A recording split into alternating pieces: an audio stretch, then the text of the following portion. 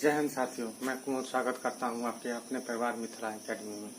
आज हम इकोनॉमिक्स में अर्थशास्त्र की शाखाएं के बारे में चर्चा करेंगे आपके साथ। और क्लास शुरू करने से पहले जितने भी मेरे नए साथी इस चैनल को सब्सक्राइब कर ले, लाइक करें और शेयर करें। आप हमें फेसबुक और इंस्टाग्राम पर भी फॉलो कर सकते हैं, जिसका लिंक वीडियो के डिस्क्रिप्शन में दिया गया है।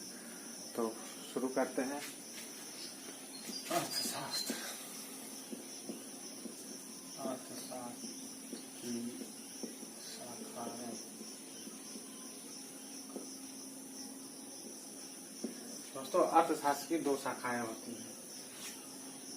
एक होता है व्यष्टि अर्थशास्त्र, जिनको माइक्रो इकोनॉमिक्स कहते हैं।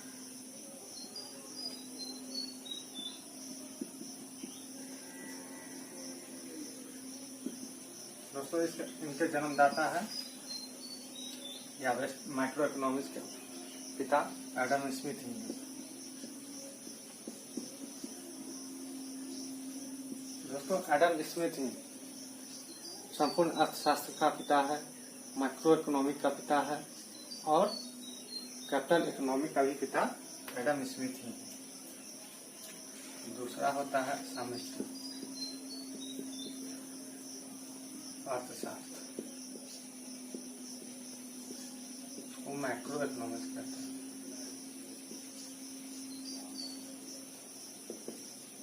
इनका पिता जेम्स हिंस है।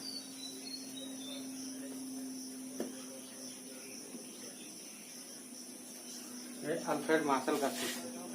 ये अर्थशास्त्र में सबसे ज्यादा काम करने वाला यही अर्थशास्त्र है। अब हम चर्चा करते हैं अर्थशास्त्र की शाखाएं के बारे में। विश्व में सबसे पहले किसने बताया कि अर्थशास्त्र की दो शाखाएं हैं? तो वो थे एक प्रमुख अर्थशास्त्री राजनाथ प्रेस।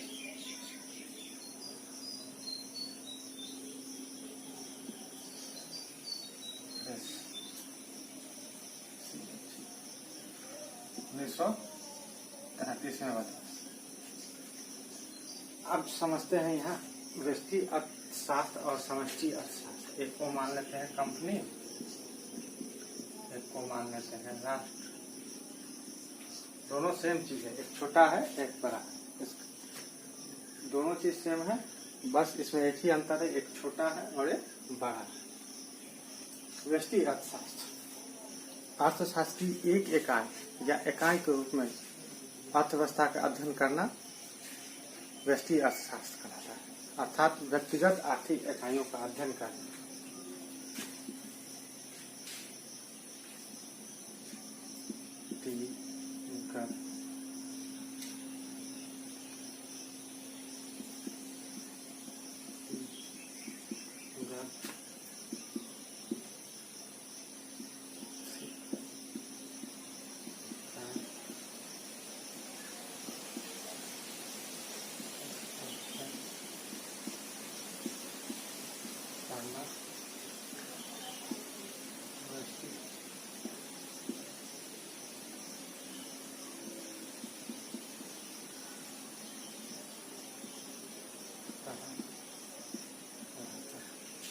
कहने का मतलब कि व्यष्टि अर्थशास्त्र एक यूनिट के रूप में अध्ययन करता है। जैसे कि हमारे पूरे देश के लोगों के बारे में अध्ययन करेंगे तो समष्टि, और अगर उसी में से किसी एक व्यक्ति की, पूरे राष्ट्र के किसी एक व्यक्ति के बारे में बात करेंगे या उसके परिवार के बारे में बात करेंगे तो वो व्यष्टि अर्थशास्त्र में आता है। जैसे एक व्यक्ति,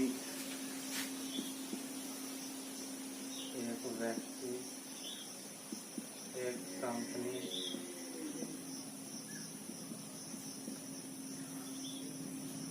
और एक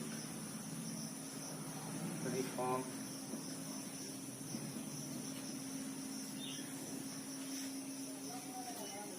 जैसे कि एक छोटा सा एग्जाम्पल लेते हैं कि मेरे चैनल का पर 1,00,000 सब्सक्राइबर है। उसमें से एक सोनू नाम का कोई विद्यार्थी है, उसका इनकम सोर्स, उसका एक्सपेंस, उसका नीड्स के बारे में जो भी हम जानकारी लेंगे वो व्यष्टि अर्थशास्त्र में आएगा। अगर हम पूरे चैनल के सब्सक्राइबर के बारे में बात करेंगे कि उसका इनकम सोर्स क्या है, उनका एक्सपेंस क्या है, उनका नीड्स क्या है, तो इस सब के बारे में अध्ययन करेंगे तो वो व्यष्टि अर्थशास्त्र में होता है। व्यष्टि अर्थशास्त्र में हम संपूर्ण अर्थशास्त्र का अध्ययन करते हैं। जैसे एग्जाम्पल लेते हैं, राष्ट्रीय आय, टैक्स, बजट,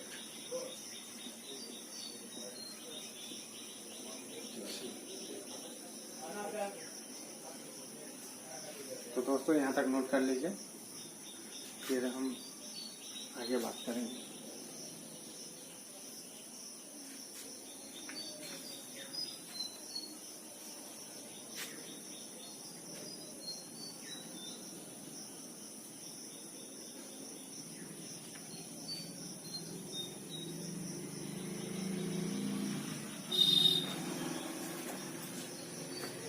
व्यष्टि अर्थशास्त्र के 3 महत्वपूर्ण घटक है। पहला है उपभोक्ता बाजार सिद्धांत, दूसरा है उत्पादक व्यवहार सिद्धांत, तीसरा है कीमत सिद्धांत।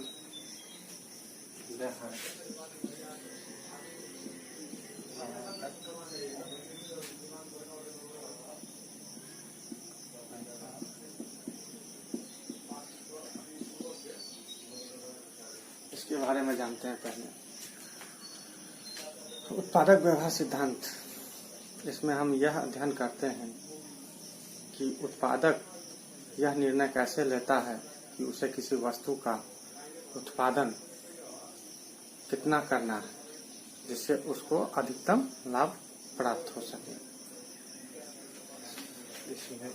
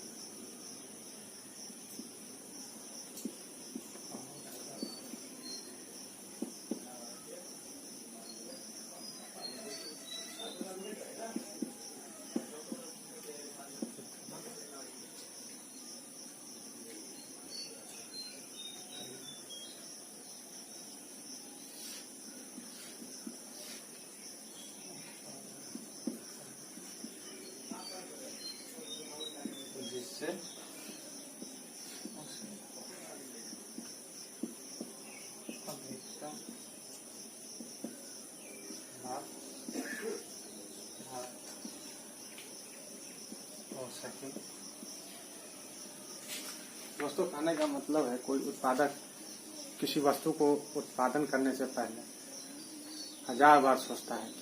ऐसा तो नहीं है कि बहुत सारा बना के रख दिया और बिका ही नहीं, इसीलिए वो हजारों बार सोचता है कि हम कितना उत्पादन करें कि हमारी जो भी उत्पाद है वो मार्केट में बिके और जिससे हम अधिकतम लाभ कमा सकें। अब है उपभोक्ता व्यवहार सिद्धांत, इसको नोट कर लीजिए।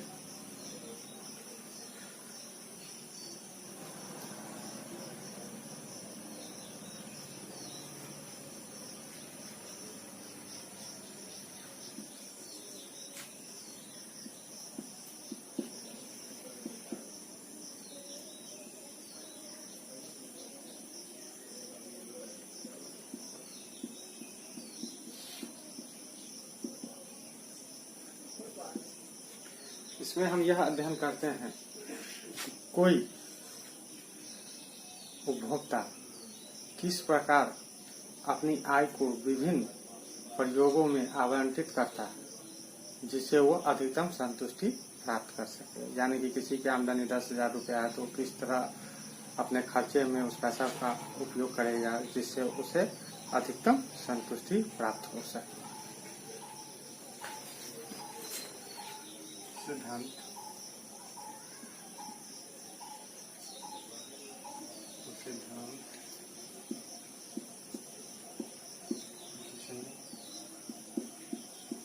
व्यक्ति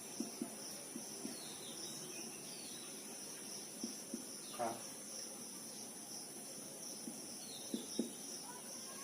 जो भी आय है वह अपने आय को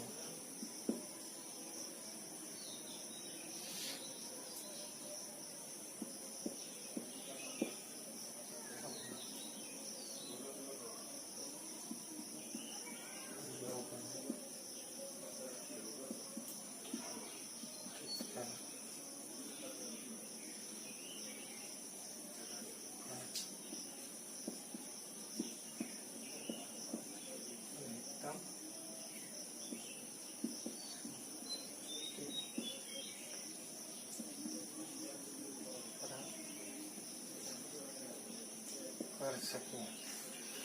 यानी कि दोस्तों, उपभोक्ता व्यवहार सिद्धांत हमें बताता है कोई भी व्यक्ति वो अपने आय को अपने प्रयोग में किस तरह बंटवारा करें जिससे उसकी अधिकतम संतुष्टि उसे प्राप्त हो सके। तो दोस्तों, यह खास बात है, उपभोक्ता हमेशा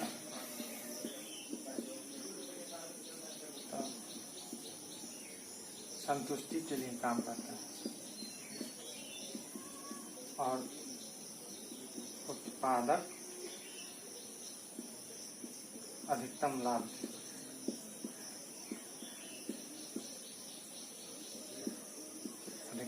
के लिए काम करते हैं। अपने व्यवहारिक जीवन से जोड़ के देखिएगा तो उत्पादक और उपभोक्ता एक ही थाली के चट्टे बट्टे, मतलब एक ही तराजू के दो पलड़े। यानी कि उत्पादक उत्पाद करेगा तभी तो उपभोक्ता उसको खरीद पाएगा। तो उपभोक्ता अपना पैसा खर्च करता है अपनी जरूरत को पूरा करने के लिए, अपने आप को संतुष्ट करने के लिए, और उत्पादक काम करता है अधिक से अधिक लाभ कमाने के लिए। अब तीसरा आते हैं, इसको कहते हैं कीमत सिद्धांत।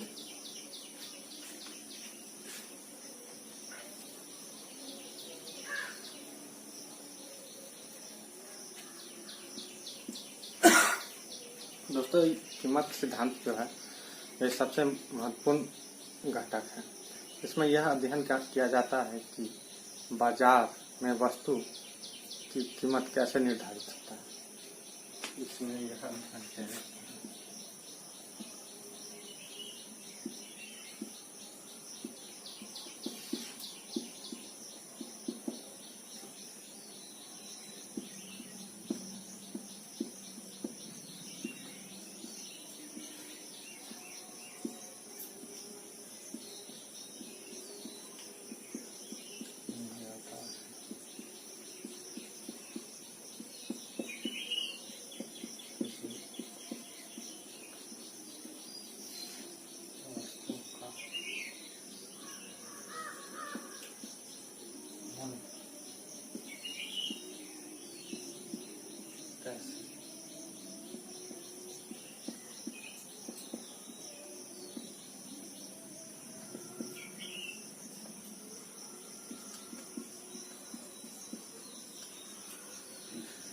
अध्ययन किया जाता है कि किसी वस्तु का मूल्य कैसे निर्धारित होता है। यानी कि इसमें यह अध्ययन किया जाता है कि बाजार में वस्तु की कीमत कैसे निर्धारित किया जाता है। किया जाता है कि किसी वस्तु का मूल्य बाजार में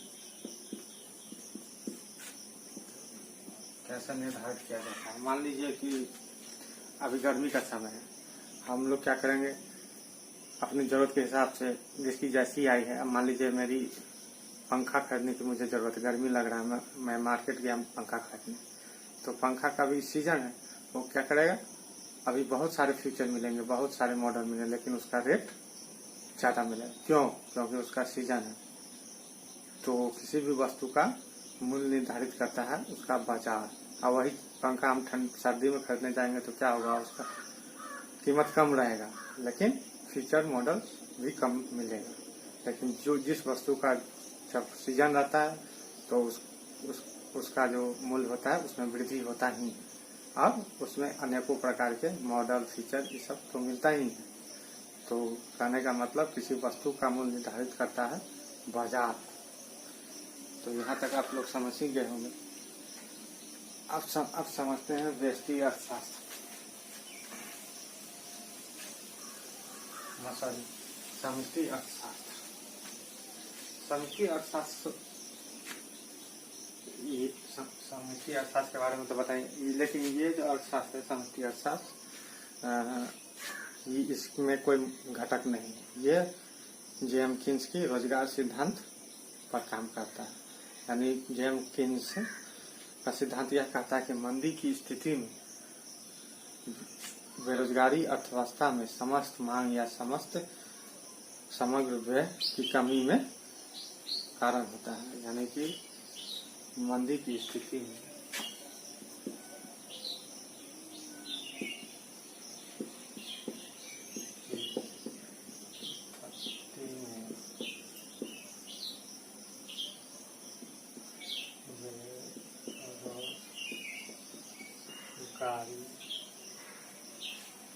मंदी की स्थिति में बेरोजगार, मैं कहने का मतलब ये है कि मंदी की स्थिति में बेरोजगारी अर्थव्यवस्था में समस्त मांग या समग्र व्यय,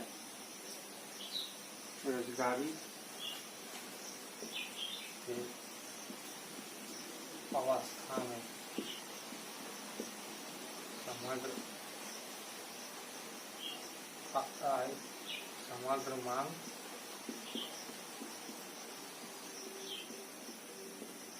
समग्र व्यय में, समग्र आय और समग्र व्यय में कमी के कारण होता है। यानी कि मंदी की स्थिति में बेरोजगारी की अवस्था में समग्र मांग या समग्र व्यय में कमी के कारण होता है।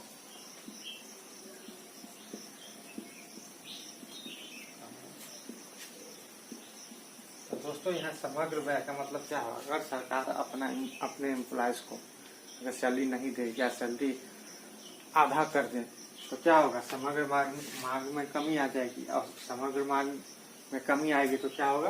बेरोजगारी की स्थिति उत्पन्न होगी और हमारा अर्थव्यवस्था मंदी की ओर जाएगा। तो अगर मान लीजिए आपके पास पैसा नहीं रहेगा या आपकी सैलरी आधा कर दी जाएगी तो आप एसी खरीद पाओगे? नहीं खरीद पाओगे, आपके पास पैसा ही नहीं बचेगा। तो इस मंदी से उबरने के लिए जेएम कीन्स ने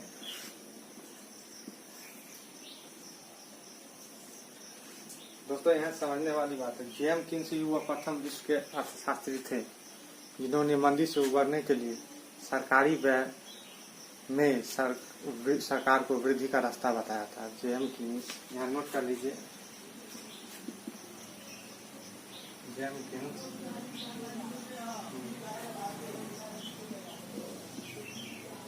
विश्व का प्रथम अर्थशास्त्री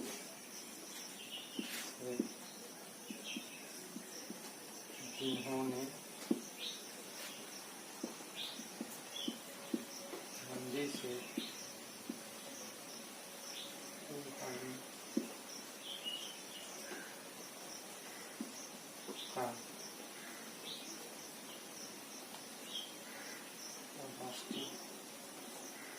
मंदी से उभरने का रास्ता बताया था।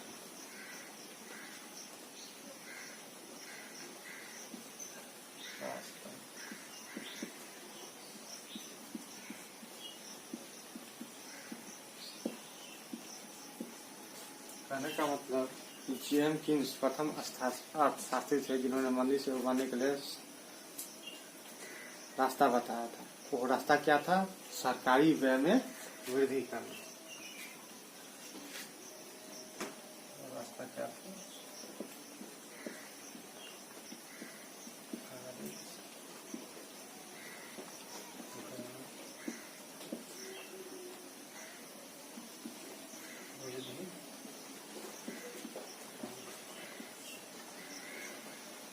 तो दोस्तों, इस चीज को नोट कर लीजिए, जेएम कीन्स विश्व का प्रथम अर्थशास्त्री थे जिन्होंने मंदी से उबरने का रास्ता बताया था। वह रास्ता था सरकारी व्यय में वृद्धि करना। अगर सरकार अपने एम्प्लॉयज का सैलरी बढ़ा देते हैं या पूरा सैलरी देते हैं तो क्या होगा? ऑटोमेटिक समस्त समग्र मांग होगा। समग्र मांग होगा तो बेरोजगारी कम होगी, बेरोजगारी कम होगी तो देश की अर्थव्यवस्था उभरेगा, मंदी से उभरेगा। तो वो कैसे होगा? जब तक सरकार अपनी समग्र व्यय में वृद्धि नहीं करेगा। और वो रास्ता किसने बताया था? जेएम किन्स, ये विश्व के प्रथम अर्थशास्त्री थे जिन्होंने सरकारी व्यय में वृद्धि का रास्ता बताया था। तो दोस्तों आप इसको नोट कर लीजिए। आज का क्लास यही समाप्त हुआ।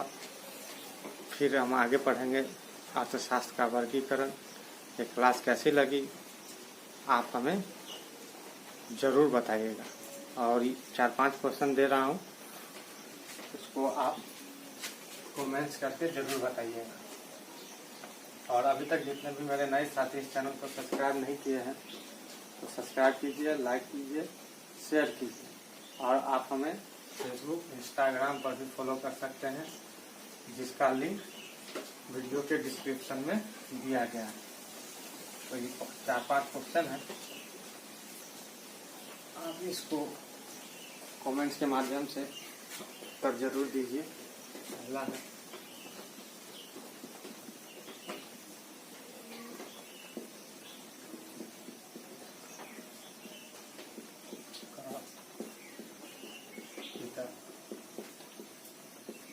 कौन है? दूसरा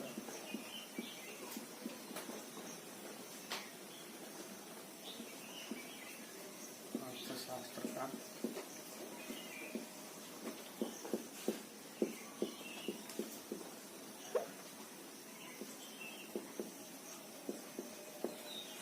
तीसरा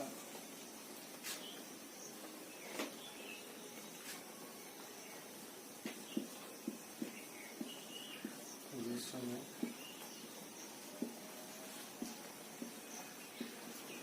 सबसे पहले इसमें बताया कि अर्थशास्त्र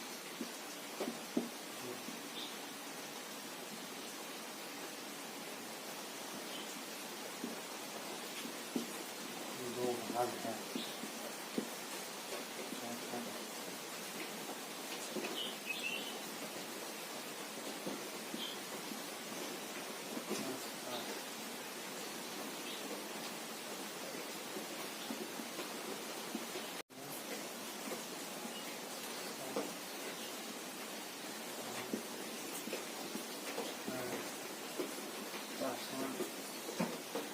क्या दिया? अर्थशास्त्री के